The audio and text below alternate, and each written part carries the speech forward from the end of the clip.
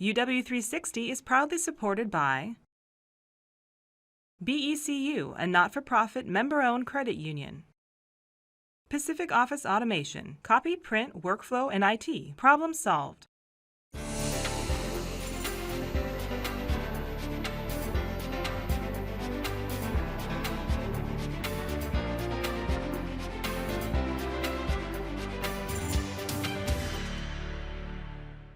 Hi everyone, I'm Carolyn Douglas. Welcome to UW360 and to this peaceful corner downstairs in the Burke Museum. It's a far cry from all the noise and excitement surrounding the museum's annual Artifact ID Day, when UW experts help identify people's precious possessions. We're going to show you that big event a little later in the show. We'll also take you to UW's Tacoma campus for a look at some gorgeous glasswork. We'll go behind the scenes of a drama school play and visit a man with many secrets, retired CIA agent Von Sherman. First though, something dear to every Husky's heart. In November 2011, bulldozers followed the Apple Cup game and tore down a piece of Husky history. Here's a sneak peek at what's rising from the debris.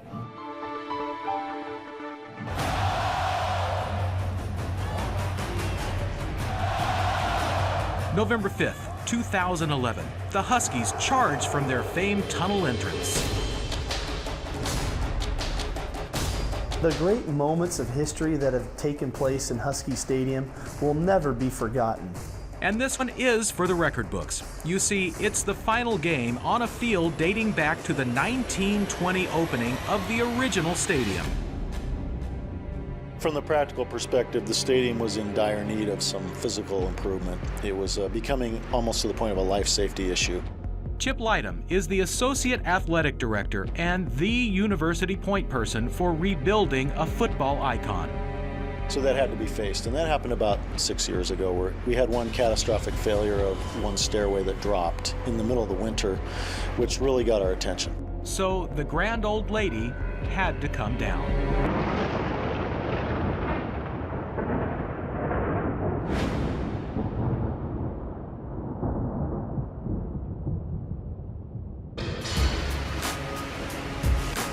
Fast forward to 2013. It's a rare sunny winter day. Lightham is leading a tour into the construction zone. It's a tour that includes the Husky ticket staff that will get their first look at the stadium progress. Now if you look up behind you in the corners, you see the little roof. There's a steel square. That's a replay or video board. Well, I think a lot of us on the project are lifelong Huskies, and we knew sort of the essence of the experience. We protected the view to the lake. The new south upper deck is very much representative architecturally of the previous one. The new sections will include 10 elevators where there were only 2, plus luxury suites, restaurants, and plenty of new restrooms. Look at this spot in Seattle. It's really one of a kind. All this is directly aimed at those who will fill the seats in this new stadium. It's called the fan experience. I really envision the most electric atmosphere in college football and the best setting for college football. We've always had tremendous fans here at the University of Washington. We've always had the best setting in sports for college football on Lake Washington. Now to add in our opinion, what will be the best stadium in America, I know it's going to be an electric atmosphere. Construction has been on track since day one, with the grand opening set for August 31st against Boise State.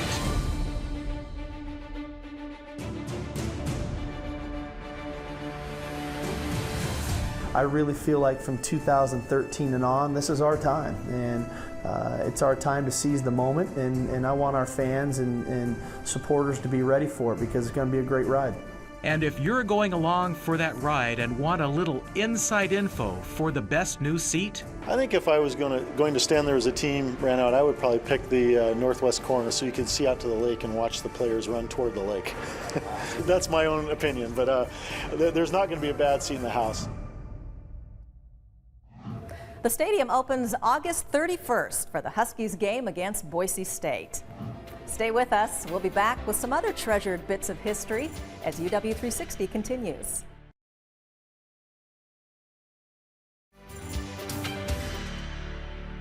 Welcome back, everyone. We're behind the scenes at the Burke Museum, where there are literally millions of specimens and artifacts in carefully preserved collections. This is the Paleontology and Geology collection area. It's full of incredible plant and animal fossils, and the Geology collection is one of the finest on the Pacific coast. In another area, the Archaeology collection contains objects from all over the world with a special focus on the Pacific Rim. And that leads to our next story. One day a year, the Burke gathers its experts for Artifact ID Day to help people identify their own personal collections.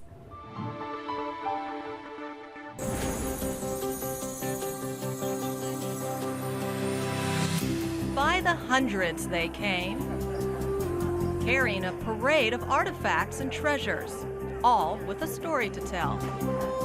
And today, an expert to help tell it. We love this event. It's our favorite, and people just love to share their objects with each other and with us. And everybody has a really great time and comes away with a lot more information than they had before. These are mucklucks. On this one day a year, University of Washington experts come to the Burke Museum to offer their professional opinions about artifacts from Pacific Northwest and Pacific Rim cultures. It's really cool. Katie Scholl braved the long lines to learn more about this old harpoon with a retractable blade that came into her collectibles store. Well, we always like to know more about what kind of things we're selling in our store, or, you know, what kind of value. Give people a story with it, you know. This came from Nepal. Others, like Sue Hoekstra, were on a more personal mission to learn the story behind these Indonesian weapons handed down by her father years ago. Well, I am writing a family history right now. I have no brothers and sisters, and so if I don't do it, nobody will. It's just absolutely crucial to be able to pass this information along to my children, grandchildren. So this will be a piece of the puzzle. For Katie, the puzzle remains. The UW's weapons expert had never seen a harpoon quite like hers. I mean, it's a diamond-shaped blade, so that the Chinese made lots of diamond-shaped swords, but it doesn't look Chinese, and it has screws, and it's blacksmithed. It looks like a unique production. Which to Katie just makes it all the more precious. It makes it kind of cool. It's something that nobody's ever seen before, at least the experts haven't seen before. So, you know, it's something that we can put on the wall and say, look at this, nobody knows what it is. But Sue found a treasure trove of information about her father's knives. I would surmise, I'd have to go out on a limb on this a little bit, but I'd say this was probably owned by someone of Chinese background living there in Bali. The information she'd been hoping to add to her family history. Oh, it meant everything, because I didn't know where to go for this information, this much information, at least clues to what they were or where they were from. I knew kind of, but not specifically. So this was a wonderful event. There is something innate in us that are collectors, and we keep these special objects that mean something to us, and we know what's inside, we know what they represent. But when we bring those objects and share them with someone else, and they tell us even more information about their favorite object, then everybody just gets happy. Experts weren't here to officially authenticate or appraise items for sale. What they offered people instead was often even more precious: the stories behind their personal treasures. It is a gift, and I might just cry. Artifact ID Day only happens once a year, but the Burke also offers collection tours of these behind-the-scene areas one Saturday a month. If you'd like more information, you can find a link on our website, uwtv.org/UW360. Up next, behind the scenes with the Undergraduate Theater Society when UW360 continues.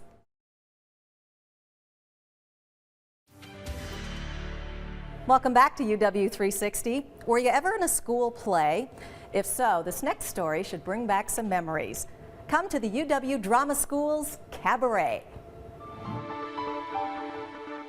Being a stage manager, you just have to constantly multitask. So one of my actors is late. Hey Chris, where are you? Does that feel good? Okay. Is that all you guys need for that scene? Is that good? Okay, just hurry, okay? Okay, bye. Okay guys, if you're ready, Shannon, Parker, and Dalton, let's head to the cab. Okay guys, the house is now open. Stage manager Ashley Allen and the all-student cast and crew she's overseeing prove you don't have to be a drama major to play a major role in the University of Washington's Undergraduate Theater Society. 75, 80, 90, perfect. The drama school's faculty and staff offer advice and guidance, but students are in charge of everything. And all UW undergraduates are welcome to audition and to apply for backstage jobs. Tonight's show, Burn This, is one of 5 plays student volunteers will produce and perform this season in Hutchinson Hall's Cabaret Theater. I'm playing Anna, and Anna is a dancer and a choreographer in New York City. Shannon Campbell is a drama student, but another lead actor, Parker Kennedy, is not. At least, not yet. I think I'm going to be a drama major. I'm not quite sure. I think I will either do drama or linguistics, but I haven't decided yet. If all the world's a stage, Ashley, a theater production major, is ready for a paying job. She says working on productions like Burn This has taught her to put on a play and to prevent theatrical misfires. Our couch is falling apart constantly, so I always have to kind of put that back together. Props get misplaced. We have lighters in the show which disappear. There's a lighter fairy in here or something that steals all our lighters. Okay, Shannon? Okay, everybody.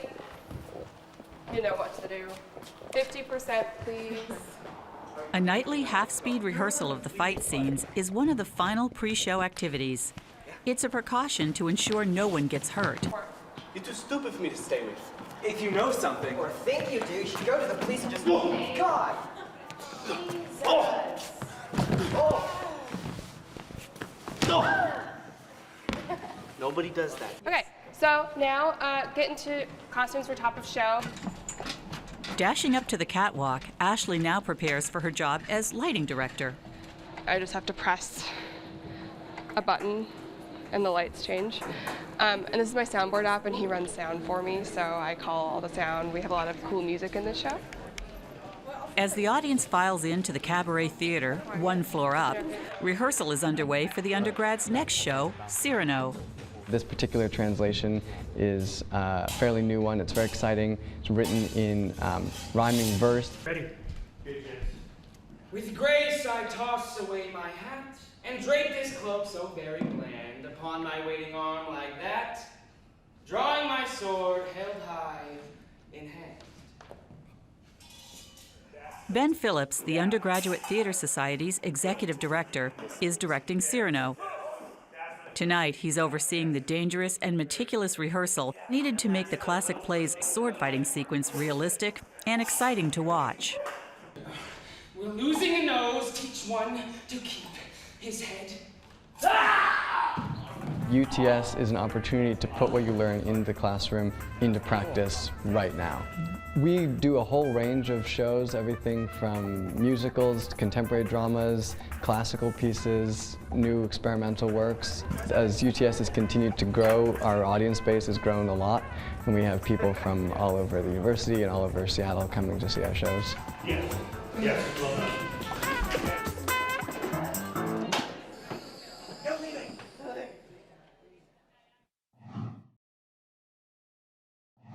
For more information about the Undergraduate Theater Society, you'll find a link on our website. Okay, now for another kind of drama, the story of a long ago UW grad and how his visit to the campus employment office turned him into a Cold War spy. I had never even heard of the CIA. We're talking now 1951. In 1951, the CIA was less than 4 years old. So I went to the University of Washington, to the Job Placement Agency, The recruiter had been there and had talked to her about the kind of people that he needed. And so there was nothing official about her or any piece of paper she had. It was just this number. So I did call it. My full name is Vaughn Sherman. Newlywed Vaughn Sherman and his wife Eunice moved to a house on this street in Taipei for his first CIA assignment. He says they moved often during the next 2 decades, but there's no expiration date on U.S. government secrets, so this Edmonds man still won't reveal much about his CIA service. It was certainly very different from what he expected as a University of Washington zoology major. I can tell you that I had some real successes, but I can't possibly tell you what they are. Agent Sherman will say that he's conducted surveillance by foot and car, was uncomfortably close to 2 military officers killed by artillery shells, and a radical newspaper appeared to threaten his life by putting his picture and his personal information on its front page. By then, Vaughn had 5 children. I gave my address, the cars, the license numbers of the cars, every possible detail. Sherman's wife knew he was a CIA officer, but what did they tell others in Spain, Denmark, Sweden, Virginia, Saigon, and Linwood, Washington? Very simple. I was a political officer at the American Embassy. You become very social, and you play bridge, and you go to the American Club, and you go to the Club for Embassy Personnel. In fact, while living in Copenhagen, Agent Sherman became friends, true friends, with a Soviet KGB agent. We immediately recognized each other as kindred spirits, if not on the same side. And I knew who he was, and he knew who I was. That friendship is a key storyline in a spy novel Sherman wrote called Sasha Plotkin's Deceit. His book was published last year. If you read my novel, everything in it either has happened, some of it to me, some of it to friends of mine, or could have happened. Headquarters was ecstatic over Plotkin's cable requesting a private meeting. Sherman says he loves espionage books and movies, but most are not accurate portrayals of a real agent's life. There's a lot of shooting and car chases and things like that. And I wanted people to know what life is really like for a CIA officer, particularly one serving with his family abroad. Sherman says the movies never show the many long hours spent looking through phone books and public records and reading and writing reports. But he will admit the books and movies are right about one thing. I've had some really nice, very pretty agents. Yeah, that's true. Yeah. Stay with us for a really hot topic as UW360 continues.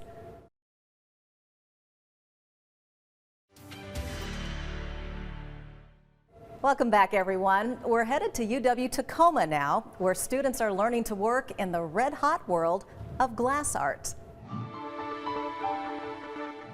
I got 2 gathers, got my rod horizontal, got to let it all ball up on the end there. I'm going to come over to the marver and keep it close to the marver, and then I'm just going to dump it in one fell swoop, straight up and down, so it falls right off the end. And then I'm going to cut it low. Give it a little tap down. I'm going to keep this. And that's your basic marver cookie. University of Washington instructor Scott Darlington is teaching his students to bake cookies today, but these aren't the kind you eat. You can poke it and pull it, make a little smiley face on there. I don't know. These cookies are made of glass, and learning how to form them is one of the first steps in turning molten glass into objects of art. Glass is very difficult to use, so there's a long, slow learning curve just to build enough skill to be able to make anything. Very light touch. And we also have a conceptual component, which is a thinking component about ideas and what glass can mean when you're making art to express yourself.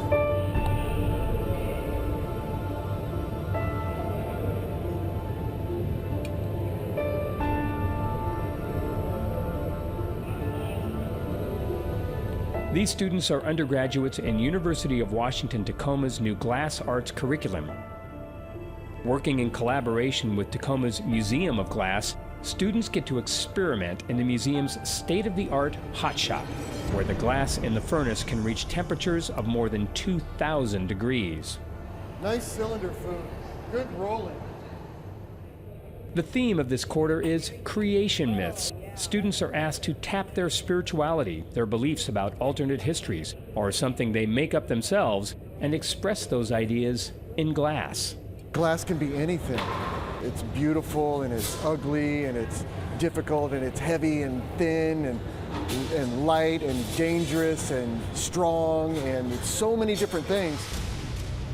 The goal for the end of the term is for students to have work they can show in the Museum of Glass galleries.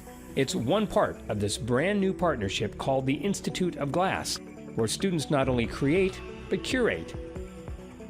The objects in this show, Northwest Artist Collects, were chosen by 4 University of Washington Tacoma students working with professional glass artists and museum curators. What you are seeing really is the result of some painstaking and thoughtful work on the part of students. I've seen footage of students in the homes of these Northwest artists weighing the pluses and the minuses of this piece versus that piece. It really is the fruits of their labor that explains that exhibit.